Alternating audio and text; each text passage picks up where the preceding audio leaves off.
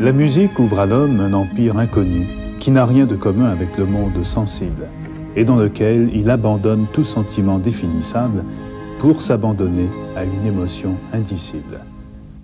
C'est ce que disait le musicien Hofmann. Voilà en quelques mots tout l'essence du romantisme.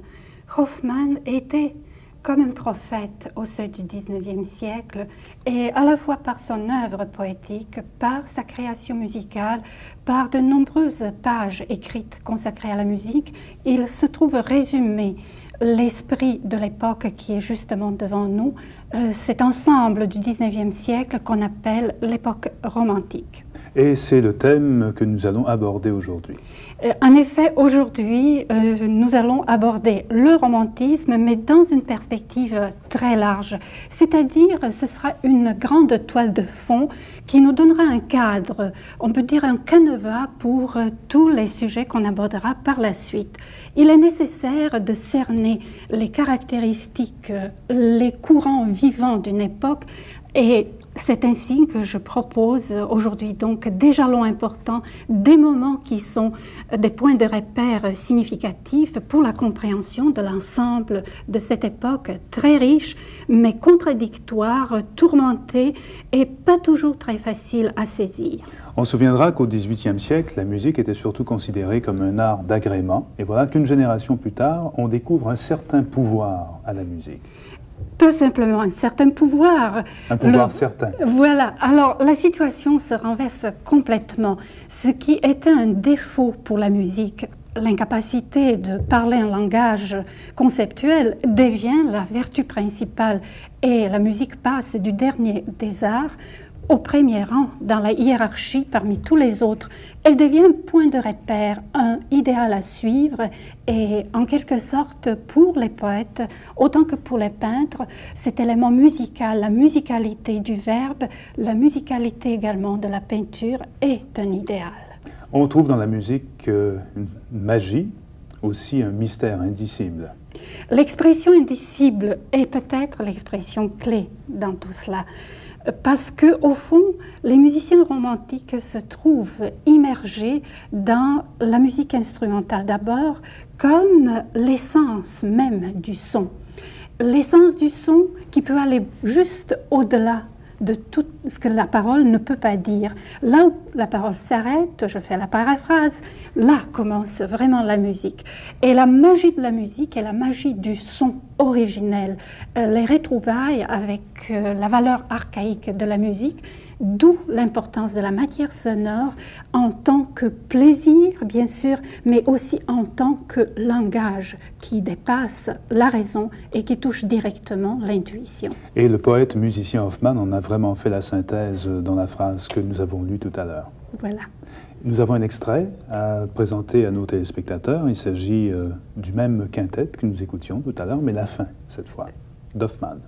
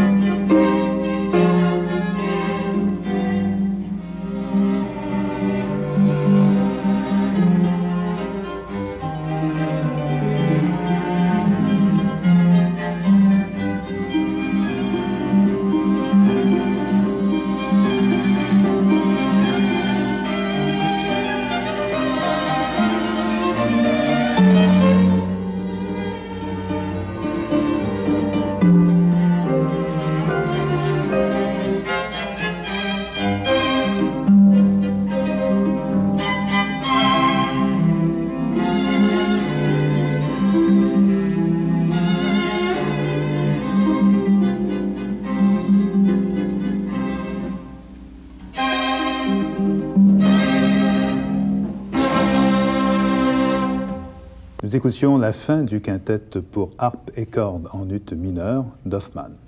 Alors si on essaie de remonter aux sources du romantisme, d'où vient-il exactement?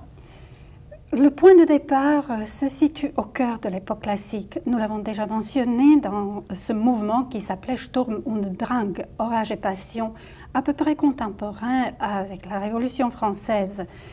Cependant, il faut bien dire qu'il se prépare depuis longtemps, depuis le début du XVIIIe siècle, ce chambardement social qui aboutit à la Révolution française, qui est un aboutissement, qui est vraiment un accomplissement des tendances politiques et nationales du XVIIIe siècle, contre tout ce qui est rationnel, contre l'ordre établi. Et le mot révolution convient pas uniquement aux événements politiques, mais également aux événements qui se passeront dans les arts et dans la musique. On peut donc dire à cet égard que le romantisme est un mouvement révolutionnaire.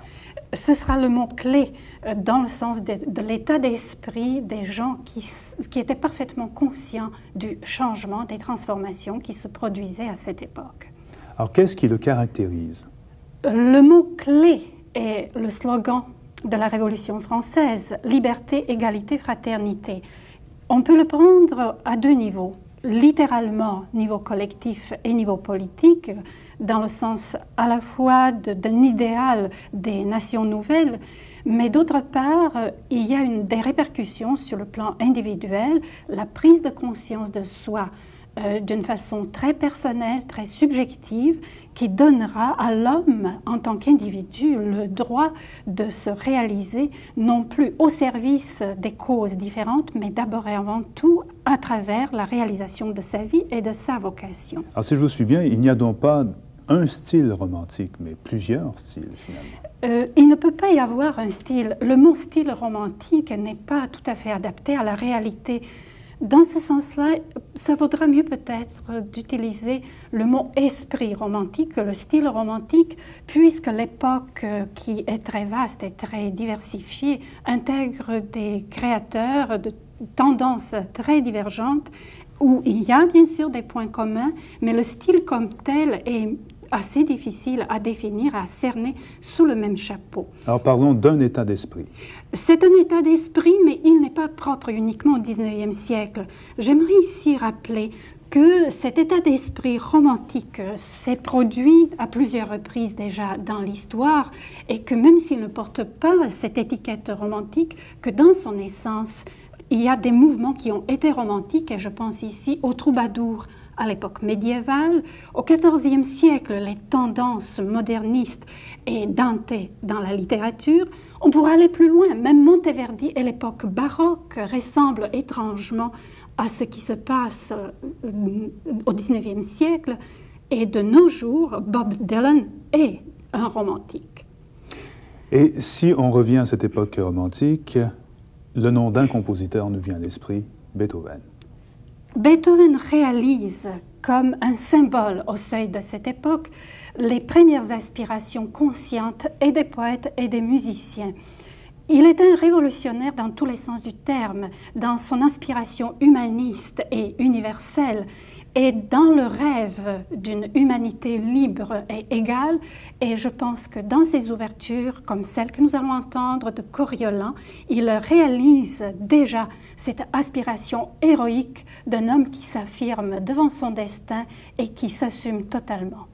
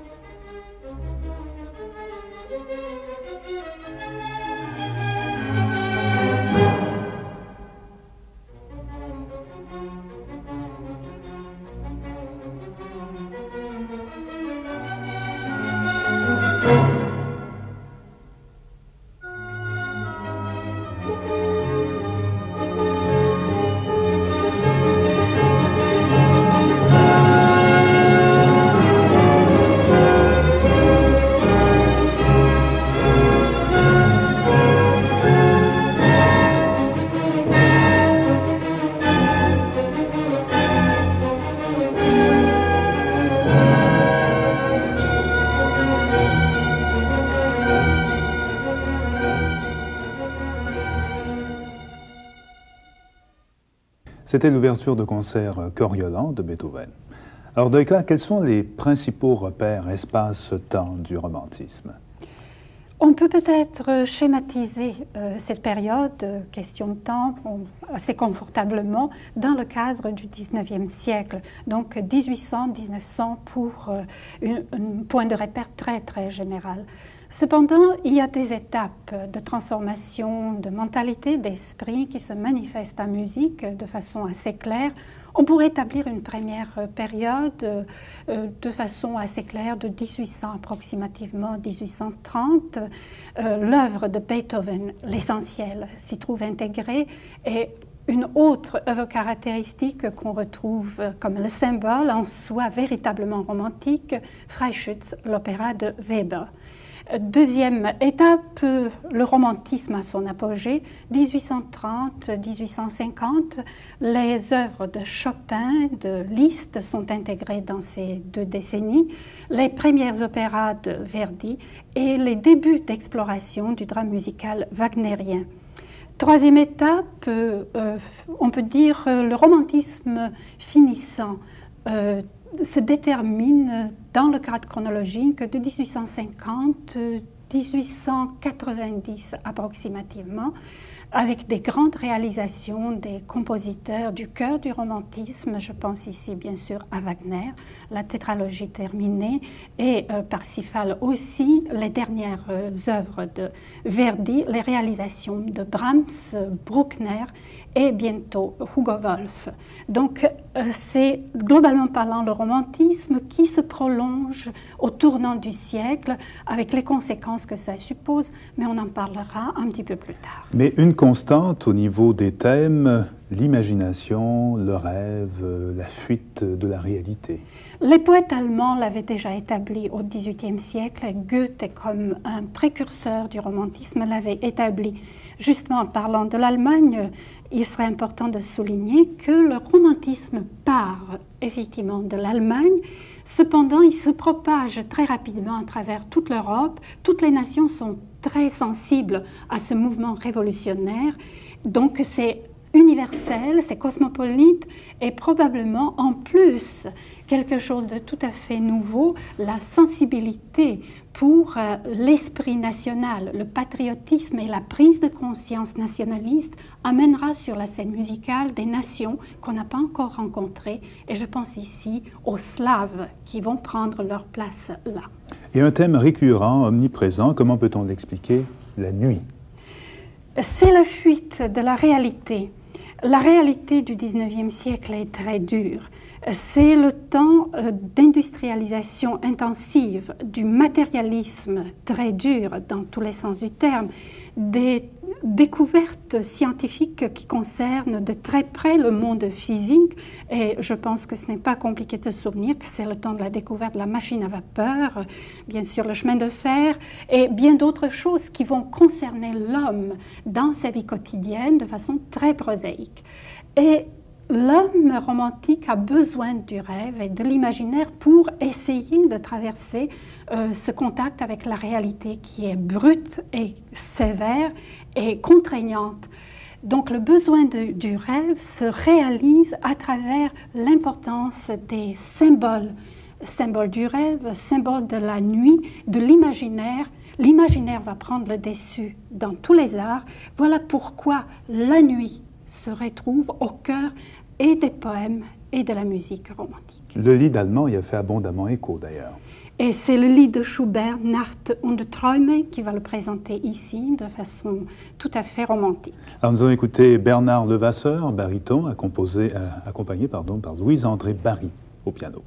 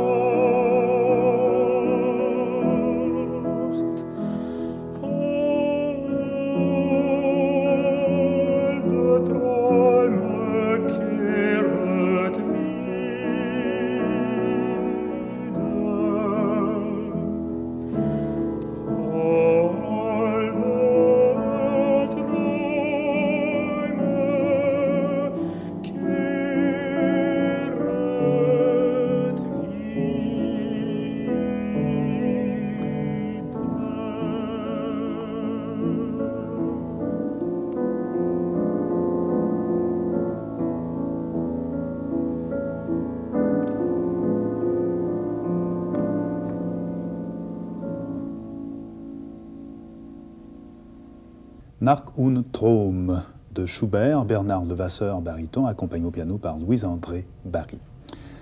Or, dans le romantisme, pour réaliser ses rêves, pour nous entraîner dans cet imaginaire, le compositeur, le musicien, a accès à un matériau sonore impressionnant. Il se sert beaucoup de ce matériau sonore qui est essentiel. Il est porteur de la magie même de la musique. Donc la conscience de ce matériau élémentaire de base donnera au musicien la possibilité d'explorer des outils qui sont déjà à sa disposition, mais auxquels il demandera toujours de plus en plus de moyens pour aller plus loin encore.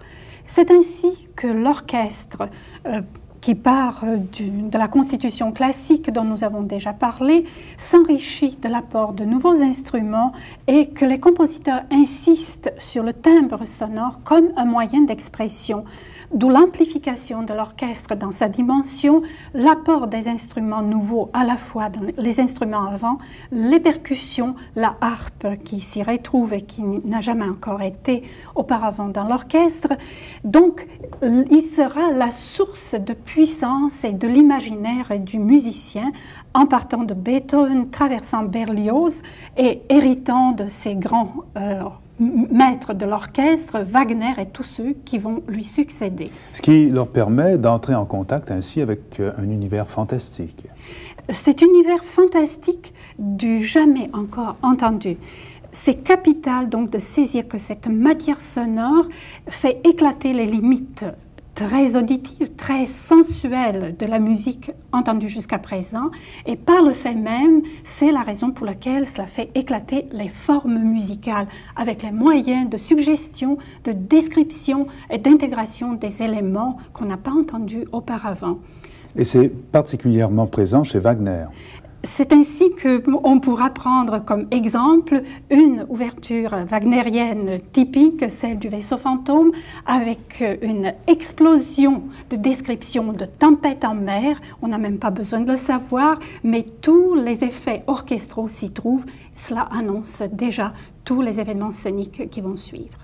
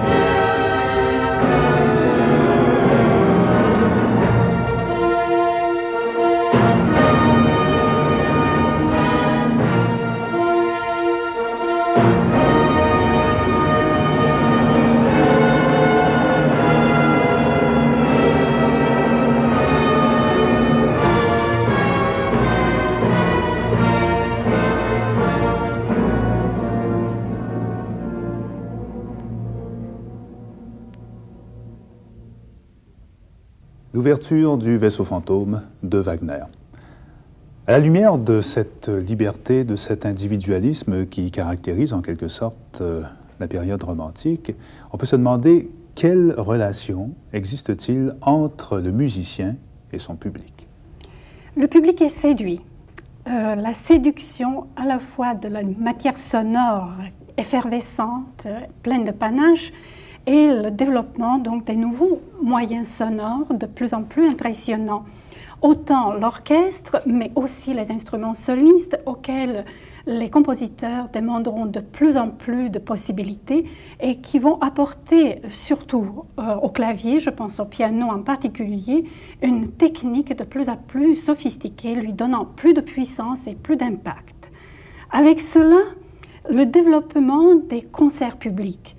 C'est l'instant où nous rencontrons ce point qui n'a jamais été encore réalisé dans l'expérience musicale du vedettaria, des récitals qui apparaissent avec le violoniste Paganini, suivi par les pianistes Liszt d'abord, Thalberg, Clara Schumann, une pléiade de vedettes qui vont faire courir le grand public au récital et dont l'engouement fera fortune pour les nombreux virtuoses qui sont là, à la fois pour enrichir la matière sonore, chercher l'effet technique et bien sûr les progrès techniques vont être spectaculaires. Est-ce que ça veut dire que les interprètes bien souvent l'emportent sur le compositeur? À certains moments, c'est cela. Liszt, au début de sa carrière, était d'abord et avant tout virtuose. Il faisait courir toute l'Europe. Et dans ce sens, il faut bien dire que le culte de la vedette et le culte du virtuose datent de ce moment-là très précisément. Et c'est à cette époque-là aussi qu'on voit apparaître la critique musicale. Ça va de pair. La rencontre entre le musicien, l'interprète, le compositeur et le public a besoin d'un intermédiaire qui va établir un petit peu les critères de base. Et la critique musicale se développera en tant que témoignage, observation très précise des goûts du temps, des aspirations du temps, et dont le moindre n'était que les grands compositeurs que nous connaissons certainement très bien, Schumann et un petit peu plus tôt Berlioz. Donc une époque faite d'exploration qui voit apparaître une nouvelle race de virtuoses, comme c'est le cas, comme vous l'avez dit d'ailleurs, chez Paganini, Liszt. Voilà. Et on écoute un extrait.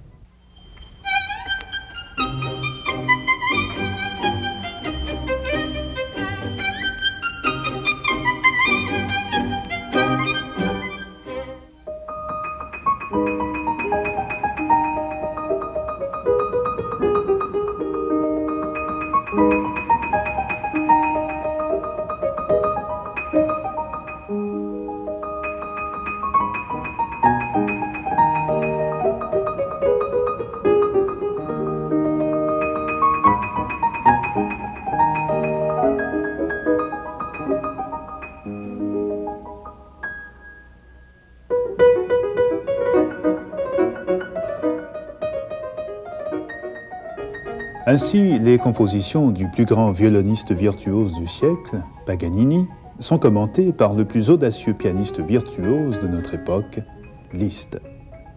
Un coup d'œil jeté sur ce recueil suffit pour être convaincu qu'il ne s'agit ici de rien de facile.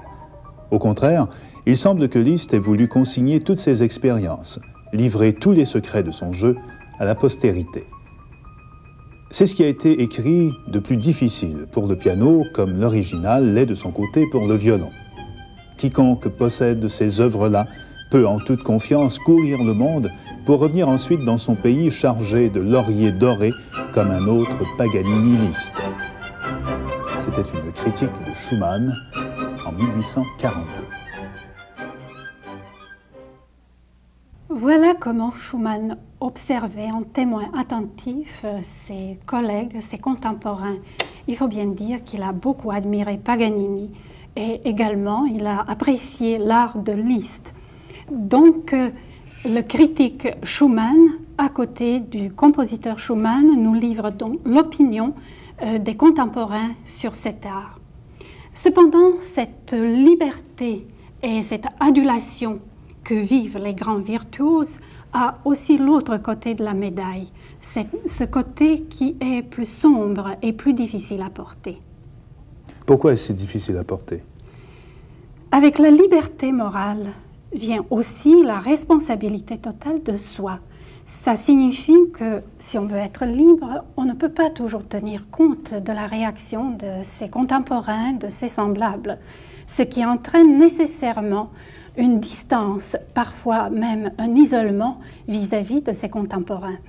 Et le musicien romantique a dû payer un prix très fort à ce choix de la liberté personnelle.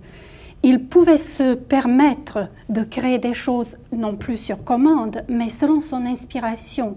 Et il souhaitait non plus répondre aux attentes de son temps, mais il écrivait pour un public virtuel, pour la postérité et si possible pour l'éternité. Il se trouve par le fait même marginalisé. Quel est l'impact de cette marginalisation sur sa musique? Il est lourd à porter. Peut-être dans le destin humain, la chose la plus difficile à assumer, c'est la solitude.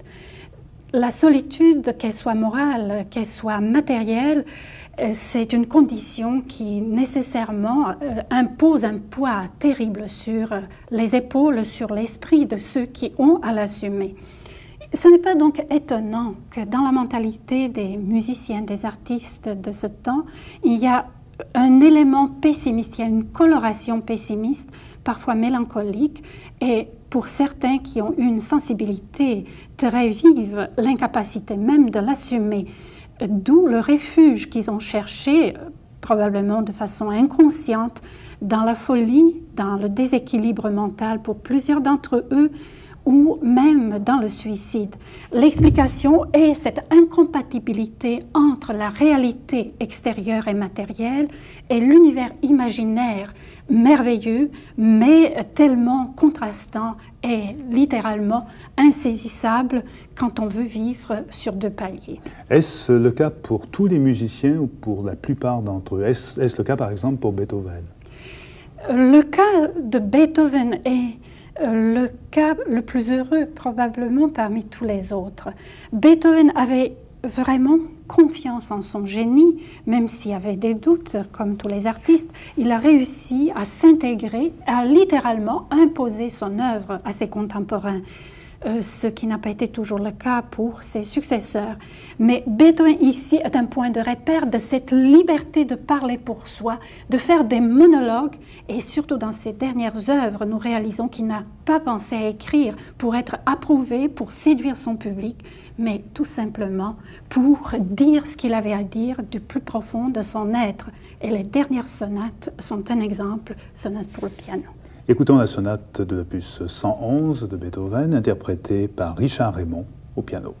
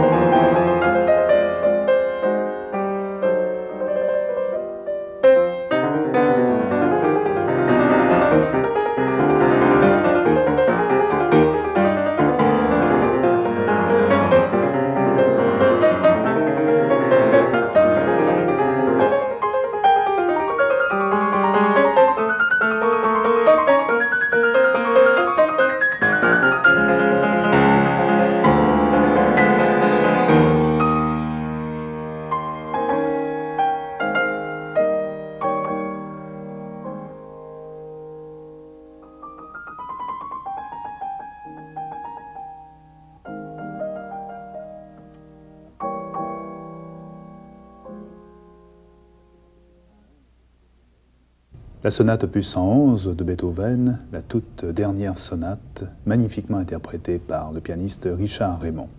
Donc à partir de cette dernière sonate de Beethoven, on assiste à une mutation des formes classiques, pour ainsi dire. C'est déjà dans l'air, un accord parfait avec l'esprit romantique. Les formes traditionnelles éclatent. Elles portent encore les étiquettes anciennes. Nous avons ici devant nous une sonate pour piano, donc on pourrait imaginer que c'est dans la belle tradition classique une forme que tout le monde connaît. Cependant, cette œuvre est en 2 mouvements, elle n'a plus rien d'une sonate traditionnelle. Je voulais souligner l'éclatement des formes en accord avec la psychologie romantique signifie apporter de l'imagination dans le cadre des moules anciens, éclater la logique dans laquelle il n'y a plus un fil conducteur rigoureux et la dialectique classique, d'où le sentiment que l'improvisation retrouve ses droits, que la tension d'expression est essentiellement intégrée dans la matière sonore, d'où également l'impact sur le langage musical que se situe à la fois au niveau de la mélodie, brisée par nombre de silences, par l'improvisation et par la rhétorique qui s'y retrouve, le rythme heurté, pointé et inattendu. On n'a pas à l'intérieur aucun sentiment de continuité, de fluidité rythmique. Mais est-ce que ça ne pose pas un problème d'unité, de cohérence? Le problème d'unité, de cohérence sera un trouble majeur que le romantisme devra résoudre. S'il a écarté la logique de la forme sonate, le bithématisme traditionnel, eh bien, il lui substitue nombre d'idées qui se retrouvent imbriquées dans un tissu assez complexe. Et ce nombre d'idées devra trouver un point de repère, un centre de gravitation qui sera celui parfois de la polyphonie, ce qui est assez étonnant chez Beethoven, ou d'un travail thématique qui va retrouver des thèmes semblables, transformés du commencement jusqu'à la fin d'une œuvre, même si elle peut parfois prendre une ampleur considérable. C'est à ce niveau-là que se situe l'unité cyclique qui se retrouve chez Beethoven déjà, l'unité cyclique, le même principe que le leitmotiv chez Wagner. Alors voilà pour la forme qui est en pleine transformation, mais on ne peut pas dissocier non plus le nationalisme de la musique romantique, parce qu'il est omniprésent. Relié avec la recherche de l'individualité, de l'originalité, des moyens d'expression nouvelles, le nationalisme est une manifestation à la fois culturelle, politique et artistique. C'est assez étonnant, mais pour une fois, c'est très clair, l'association de la politique avec la musique. Cela correspond aux besoins de la conscience individuelle, de la conscience nationale, de savoir qui on est exactement. Par contre, au-delà de cette identification, il y a aussi la recherche du nouveau matériau sonore. Donc les 2 besoins, les 2 aspirations qui ne semblent pas avoir nécessairement des points de contact, se trouvent associés, et d'où la réponse, si vous voulez, simultanément dans la musique des écoles nationales, à la fois aux besoins de la manifestation de caractéristiques culturelles d'une nation, d'autre part, le retour aux sources non utilisées, qui est le chant populaire, le chant folklorique, comme étiquette d'identification très personnalisée, et d'autre part, le matériau sonore frais, nouveau, qui ressource justement les idées musicales qui parfois manquent peut-être d'originalité. Alors tous ces éléments viennent renforcer l'affirmation de soi. Tout cela vient renforcer les aspirations collectives nationalistes. Nous les retrouvons surtout dans le domaine de l'opéra et magnifiquement représenté dans Boris Godunov de Moussorgsky.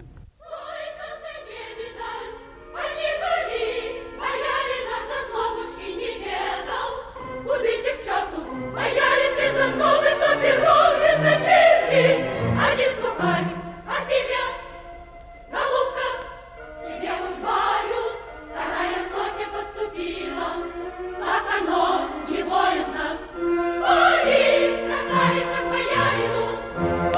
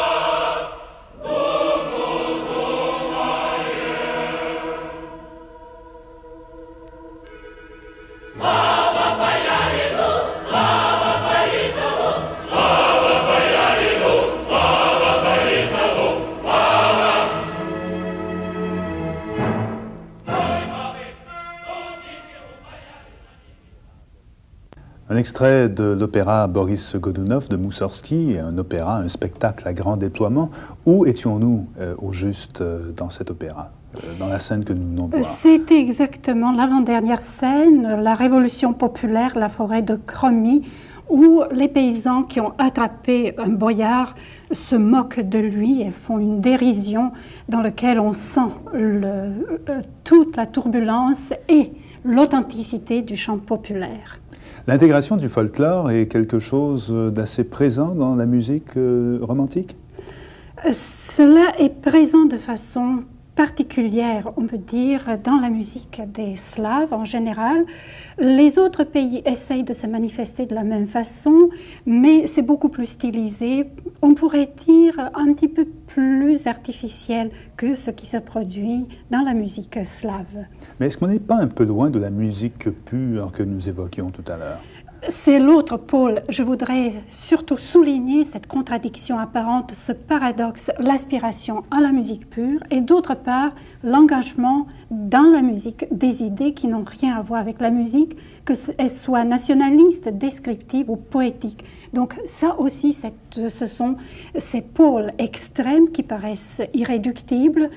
On demande à la fois à la musique d'être un langage de l'indicible et d'autre part d'exprimer, de défendre, de manifester les idées qui sont très en dehors du domaine de la musique. Alors, parallèlement à Boris, ce spectacle donc à grand déploiement, qu'y a-t-il d'intéressant sur la scène musicale?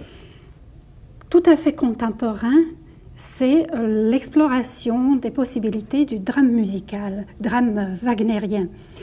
Nous sommes dans les années 1870 et Wagner a déjà derrière soi les premières réalisations, dont également Tristan et Isolde, et en préparation la tétralogie et Parsifal.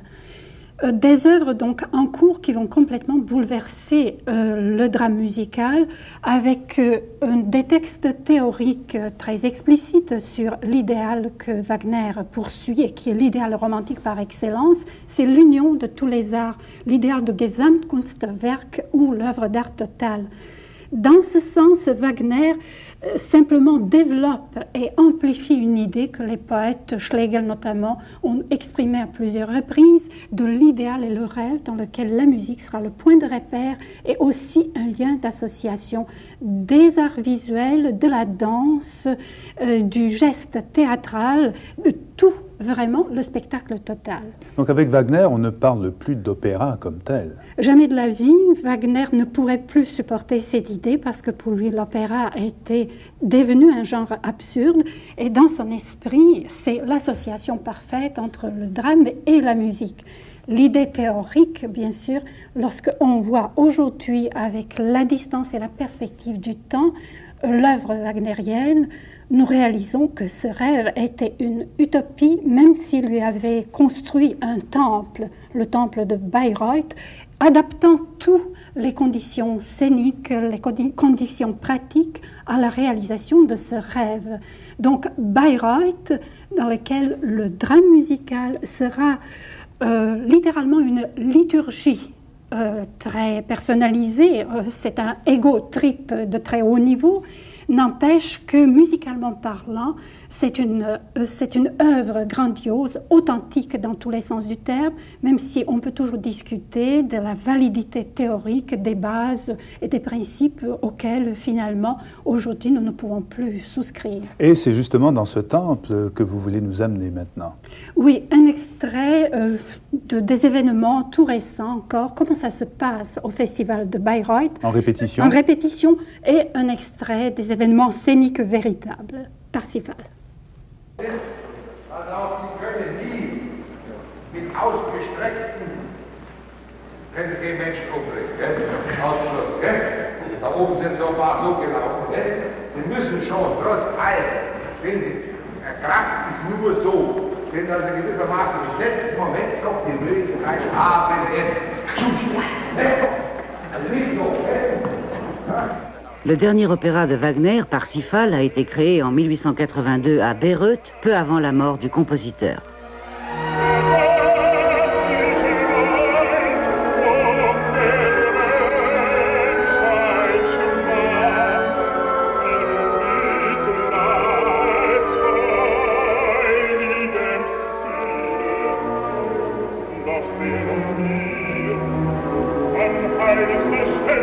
Amfortas, interprété ici par Bernd Weichel, veut se libérer des tentations de la chair. Et le seul libérateur possible, c'est le chaste folle, l'homme pur, Parsifal.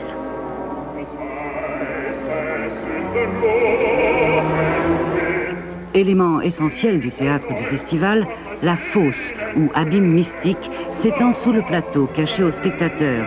Le théâtre s'élève en amphithéâtre jusqu'à la loge princière et à la galerie face à la scène.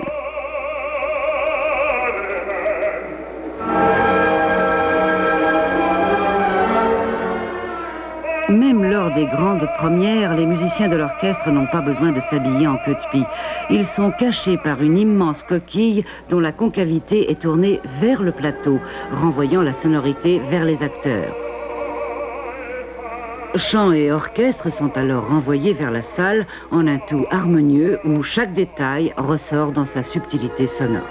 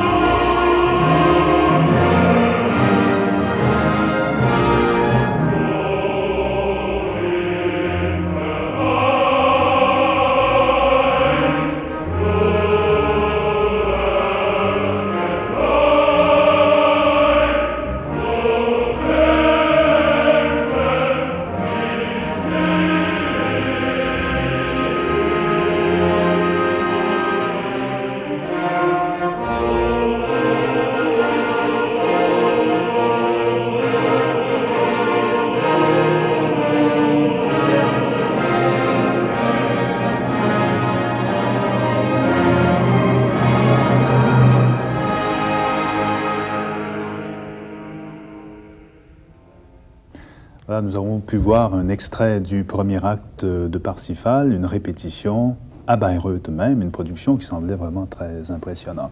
Alors si on se résume, quels sont les points les plus importants du romantisme? D'abord, à retenir cet esprit révolutionnaire, la liberté et l'imagination qui prédominent et qui conditionnent tout le langage musical. À souligner que c'est difficile de décrire le style romantique. À vrai dire, on se demande s'il existe effectivement.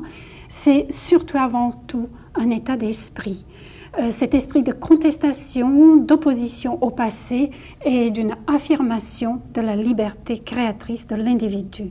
Les trouvailles qui sont d'abord progressives deviennent un chambardement total de langage musical, des formes musicales et la conscience que la musique n'est plus un artisanat, c'est un art en soi et le musicien n'est plus un artisan et serviteur, mais un artiste. Donc cette mentalité, cet état d'esprit va conditionner tout le reste, à la fois sur le plan musicalement parlant, très technique, sur le développement des formes, sur le développement des instruments solistes, et en particulier le piano, le traitement de la voix, le traitement du spectacle musical, le prestige des interprètes, des virtuoses, et la relation entre le musicien, l'interprète et son public. Quel héritage le romantisme laissera-t-il ?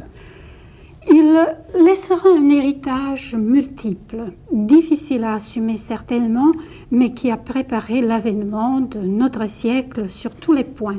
Les tendances paraissent contradictoires et il est difficile d'imaginer qu'il y a une idée, une force motrice qui est identique à toutes ces tendances. Cependant, arrêtons-nous tout juste un instant sur les principales idées qui resteront l'héritage du romantisme, la sensibilité extrême pour la matière sonore qui sera prolongée dans l'œuvre de Debussy par exemple, où tout est chatoiement et où la matière sonore est primordiale.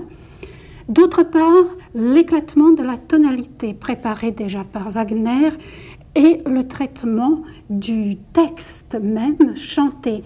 Chez Wagner, nous trouvons cette manière d'utiliser le verbe en accord avec l'éclatement de la structure tonale qui aboutira progressivement au Sprechgesang chez Schönberg.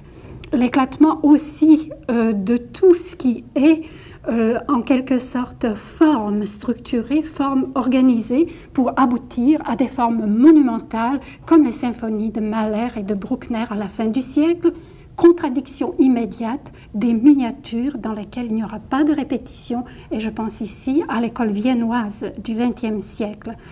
Cependant, pour l'instant, en résumé et comme symbole de ce qui s'en vient, c'est un lied de Hugo Wolf, un lied tiré de Mörike Lieder, démentiel, littéralement. Terrifiant. Terrifiant sur tous les plans, avec le Sprechgesang, débalancement de la tonalité, un piano qui est un orchestre, c'est un poème symphonique vocal, Feuerreiter ou le chevalier de feu, les présages, la prophétie de ce qui va arriver.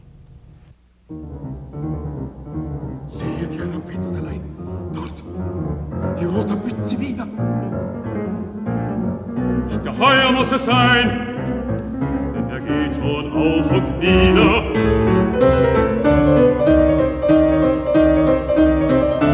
Und auf einmal wird gewühlt, bei der Brücke nach dem Feld. Horch, das Feuerglück ein Geld. Hinterm Berg, brennt es in der Mühle. Schaut, da springt er wütend schier durch das Tor der Feuerreiter. Der Tier als auf einer Feuerleiter. Wer fällt ein, bestrahlt als Schüler, denn der Schlott ist an Bord. Drüben schallt es fort und fort. Hinterm Berg brennt es in der Mühle. Der so oft den roten Hahn meilenweit voll heiligen Kreuzes Span frevelt nicht die Not besprochen. Die grinst vom Dachgestühle, dort der Feind im Höllenschein, Gnade Gott für Seelen ein. Hinterm Berg rast er in der Mühle. Feuerreiter d'Hugo Wolf. En abordant toutes les époques jusqu'à maintenant, on se demande pourquoi le romantisme est-il encore si présent dans nos esprits? Pour la bonne raison que nous, aujourd'hui encore, nous avons cette sensibilité et ce besoin d'imaginaire qui est très vivant, qui est très proche de notre cœur. Même si, en apparence, il y a une coupure radicale entre le 19e et le 20e siècle, ce n'est qu'une illusion. À vrai dire, nous vivons quelque chose d'analogue par rapport à l'homme du 19e siècle. Nous vivons aussi une époque très matérialiste, très technologique et dans laquelle les valeurs humaines ne sont pas nécessairement au premier plan. Donc ce besoin de rêve, d'imaginaire et d'une sensibilité qui a tous les droits se retrouve dans la musique de ce temps, comme si c'était une réponse à nos besoins et comme si la musique romantique entrait dans nos vies de façon spontanée sans poser d'autres questions. Parce que le 20e, c'est la vérité qu'il cherche, alors que le 19e, il cherchait le rêve.